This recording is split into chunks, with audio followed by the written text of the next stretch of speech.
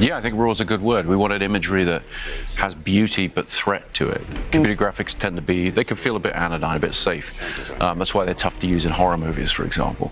But challenging my team to use real methods, some of them microscopic and tiny, some of them absolutely vast, that, I think, gives the imagery the bite that it needs.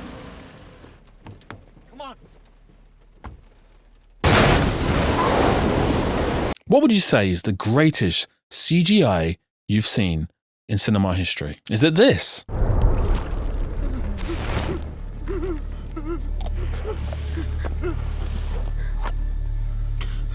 Do you feel this?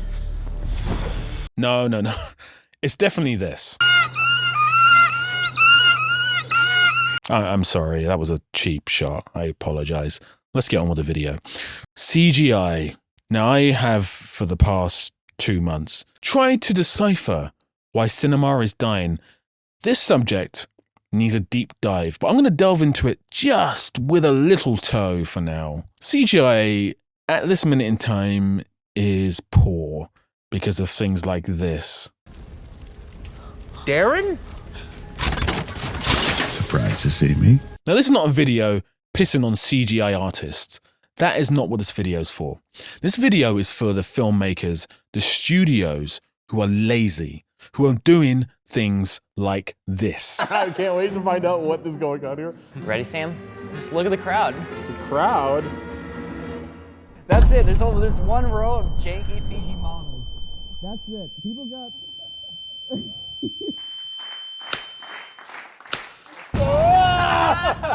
It's funnier when they move. See those like random heads in the background? Look at those characters. Like, what are they doing? Oh my gosh, it might be CG. Actually, we found some more.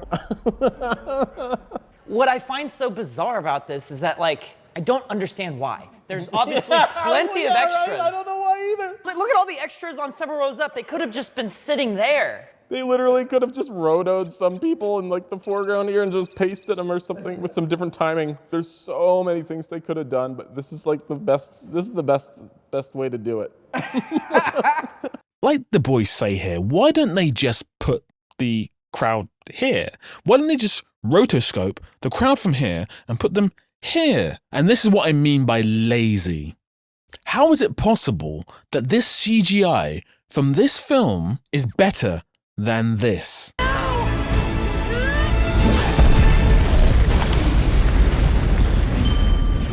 Now, this is in light of the recent Godzilla film, which looks stunning on a budget of just $15 million.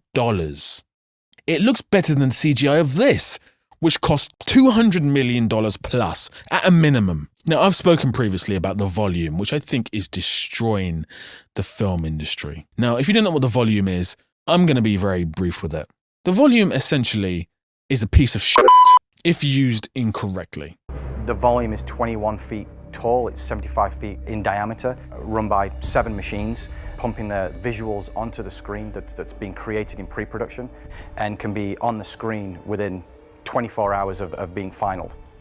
You can basically create a real world on screens. The actors can come on set for 1 hour, 2 hours, act their scenes, you whack that footage over to someone in an undisclosed foreign country for them to do CGI on within 24 hours. They give it back to you. It looks terrible. You put it on the cinema. That's what the volume is. Or you put it on your TV screens if it's The Mandalorian. Ah, Mando! Now, in fairness to Mandalorian, the volume isn't too bad on that show. But I've seen numerous occasions where the volume looks absolutely terrible. And again, it's cheap, tacky, poor, lazy filmmaking. Mom's lost. My advice to you is to do what your parents did. Get a job, sir. The bums will always lose. Do you hear me, Lebowski?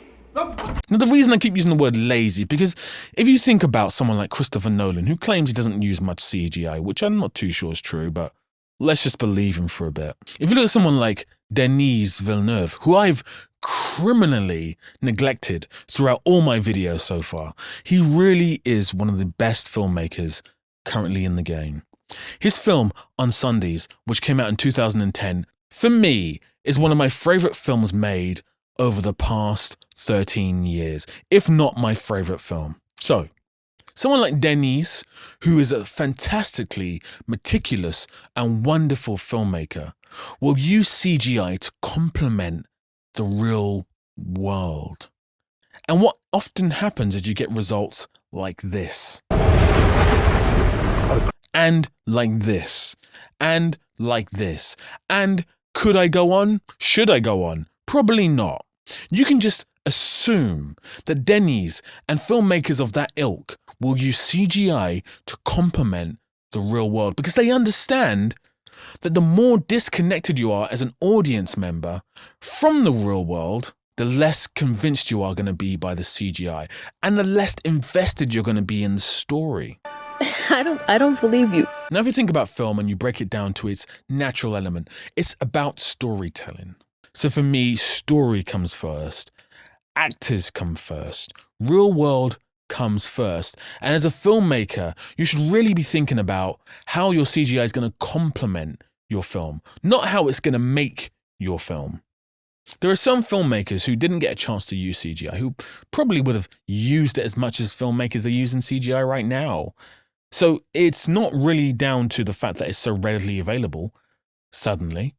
It's down to the filmmakers. Now, for me, I would always favor practical effects over CGI. However, I am also aware that practical effects can also be more expensive than CGI, and at times less safe than CGI. The director Michael Haneke got a lot of flack for not using CGI animals in a lot of his films where there's been torture or violence towards animals. So again, the problem here is not CGI. The problem is the use of CGI. And I always love to give this comparison to people who say religion is a bad thing.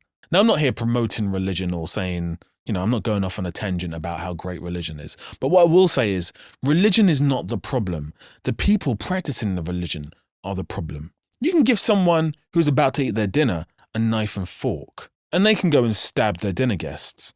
The problem is not the knife and fork. The problem is the person who stabbed the dinner guest. And the same with the CGI. I think in order to save cinema, we need to get to a place where CGI is used sparsely.